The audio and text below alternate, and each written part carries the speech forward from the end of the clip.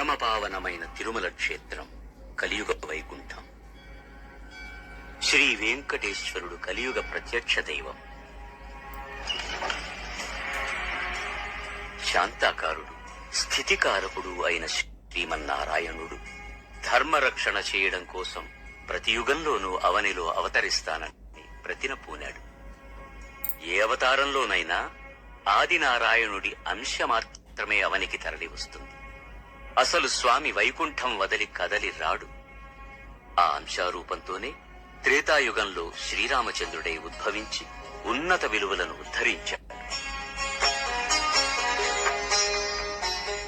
ద్వాపర యుగంలో శ్రీకృష్ణుడై అవతరించి ఉపనిషత్తుల సారమైన భగవద్గీతను ఉపదేశించి వెళ్ళాడు.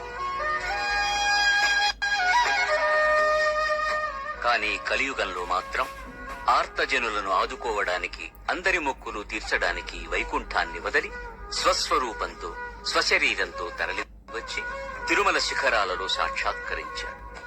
అందుకే తిరుమల కలియుగ వైకుంఠమై కళలు చిలుకుతూ ఈ అడుగడుగు దండాల వాడిని, ఆపద మొక్కుల వాడిని ఆశ్రయించి తరించిన భక్తులకు కొదవే లేదు.